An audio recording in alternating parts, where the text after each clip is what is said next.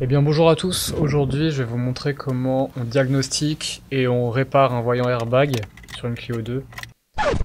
Donc je suis actuellement sur le montage et je viens de m'apercevoir que je vous ai donné aucun contexte. Donc pour la petite histoire, ça fait à peu près 1 an que j'ai le voyant airbag qui est allumé. Et il fallait bien que je le fasse pour le passage au contrôle technique. Donc au début ça me faisait un petit peu peur de toucher à ça, donc j'avais été voir le garage Renault pour faire un passage à la valise. Le garage avait diagnostiqué que c'était un problème de contacteur tournant, le circuit du contacteur tournant était ouvert. Donc ils m'ont dit qu'il fallait que je change le contacteur tournant. Donc j'avais été en chercher à la casse, j'en avais trouvé deux pour pas très cher, donc je les ai pris, au cas où il y en a un qui ne fonctionne pas. Donc je leur ai ramené les deux contacteurs tournants, et au bout de 2 jours, on m'appelle et on me dit que bah, ça ne fonctionne toujours pas, ils n'ont pas su régler le problème de voyant airbag. Donc ils m'ont dit oui, le défaut c'est encore le contacteur tournant, les deux fonctionnent pas, etc. Bon, j'ai trouvé ça un peu bizarre et quand je suis rentré chez moi, j'ai testé au multimètre et bah tout fonctionnait, tout avait de la continuité. Donc je me suis dit que j'allais faire la réparation moi-même et j'allais diagnostiquer ça. Et vous allez le voir dans la suite de cette vidéo. Donc là, on lance la voiture et on va voir le voyant airbag est bien présent. Comme vous pouvez le voir, donc on va commencer par débrancher la batterie, donc on ouvre le capot.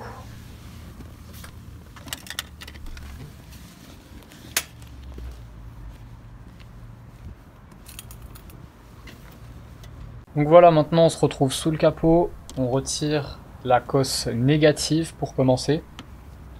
Donc on dévisse comme il faut.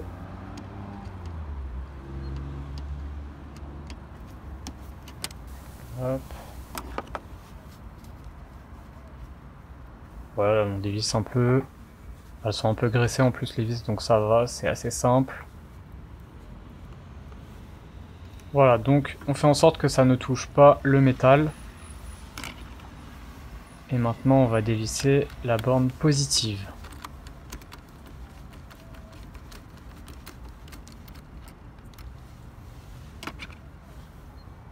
C'est un peu compliqué à une main, je vous le cache pas. Bon, je les retire et on se revoit juste après. Bon, j'ai pas précisé, mais il faut mettre le volant de ce sens-là, parce qu'il y a deux crochets à retirer. Il y en a un ici et un autre là. Voilà. Et en fait, en dessous, il y a des crochets qu'il va falloir qu'on retire. Donc, je sais pas si vous allez voir. Ouais, ici, voilà, il y a un crochet. Et au-dessus, pareil, il faut les tirer vers soi, enfin, vers l'extérieur. Et donc pour ça, on va avoir besoin d'au moins 2 tournevis. Donc un ici et un autre là. Et on va retirer ça. C'est assez compliqué pour les retirer, donc il y aura besoin des deux mains.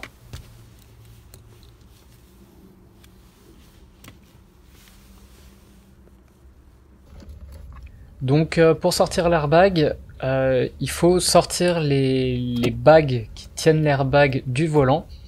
Donc dans mon cas, si vous mettez le volant de la même sorte que moi, la bague du haut doit être tirée vers le haut et la bague du bas doit être tirée vers le bas, donc vraiment côté extérieur. Et il faut que les deux viennent quasi simultanément, vous pouvez pas sortir une bague d'abord et ensuite la seconde. Là j'ai fait l'erreur et ça va pas passer parce que celle du haut elle est un peu trop sortie et donc celle du bas est un peu trop enfoncée et on peut pas la sortir comme ça. C'est vraiment un petit jeu à avoir, mais une fois qu'on l'a, c'est bon. Donc là, je vais reprendre la vidéo une fois que j'aurai terminé d'enlever l'airbag. Bon voilà, maintenant une fois que c'est venu, on le fait attention, on le déclipse bien et on va retirer les deux petites prises, une en haut et une en bas. Donc avec notre tournevis plat, on va faire levier comme ceci et ensuite on le déclipse comme ça, hop, voilà. Et on fait de même pour celui d'en dessous, donc la cosse orange. Ici. Voilà. Voilà, comme ça, on a accès directement aux causes du contacteur tournant.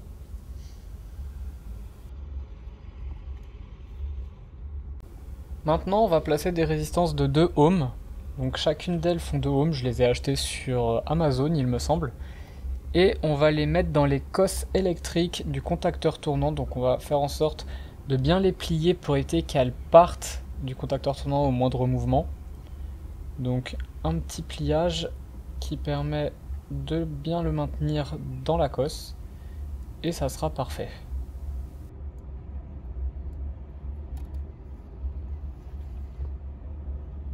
Bon, voilà une vue rapprochée de ce que je viens de vous dire juste avant. Donc il y a bien les 2 résistances dans les causes du contacteur tournant. Et maintenant on va remettre la batterie pour diagnostiquer si c'est un problème de contacteur tournant. Donc et bien maintenant on va démarrer la voiture pour voir si les résistances font leur travail et simulent bien l'airbag. Donc là le voyant s'éteint. Et il se rallume pas, donc c'est bien ça. Donc ce n'est pas un problème du contacteur tournant, mais bien de l'airbag. Donc parce que les résistances simulent la présence de l'airbag et on voit que ça fonctionne. Donc là, il va falloir qu'on prenne la bonne référence de l'airbag, comme ceci. Donc j'étais obligé de vous faire un arrêt sur image pour que vous compreniez ce qu'on recherche. Donc nous, on recherche le numéro OEM. C'est la pièce qui est officiellement destinée à la voiture. Donc nous, dans notre cas, c'est ce qui est souligné en rouge. Au-dessus, c'est une autre référence, mais alors là, je pourrais pas vous dire à quoi cela correspond. En tout cas, nous, on cherche le numéro OEM. Donc si vous recherchez des pièces pour vos véhicules, etc., il faut chercher les numéros OEM correspondants. Bon, on se retrouve directement sur l'ordinateur. Donc j'ai décidé d'acheter mon airbag sur eBay parce que j'en ai pas trouvé à la casse qui se trouve à côté de chez moi, du moins avec la bonne référence. Donc comme on peut le voir, il y a ma petite Clio qui est indiquée ici et l'airbag ne semble pas compatible. Pourtant, l'airbag possède le même code OEM, donc même si eBay indique que ce n'est pas compatible, c'est compatible, du moins si vous avez le même code OEM. Donc nous on va voir ça directement sur les photos, mais comme vous pouvez le voir ici, il y a le même code OEM que notre airbag. Donc peut-être que c'est un problème dans l'annonce, parce que même là il y a écrit Clio 2 phase 2, donc ils sont peut-être trompés. En tout cas c'est le bon airbag avec le bon code OEM. Donc si vous décidez de prendre une pièce, il faut vraiment que vous ayez le même code OEM, sinon ça risque de ne pas fonctionner. Et là comme on peut voir, il fonctionne parfaitement selon l'annonce. Donc on part là-dessus. On se retrouve avec notre colis. Donc à l'intérieur il y a notre nouvel airbag. Donc, comme ceci, on va le déballer.